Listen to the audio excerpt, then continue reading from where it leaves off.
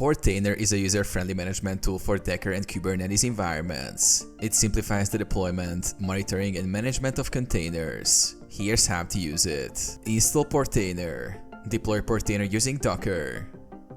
Access the Portainer UI at the following. Set up Portainer. Create an admin user and password during the initial setup.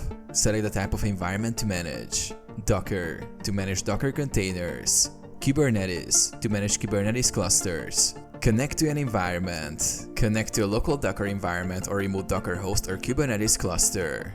For remote setups, configure the appropriate API endpoint or agent. Deploy and manage containers. Use the Portainer dashboard to deploy containers by filling in details such as the image name and ports. Monitor running containers, networks, and volumes.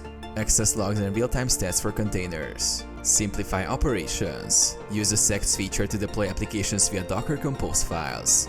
Manage users, permissions, and roles for multi-team collaboration.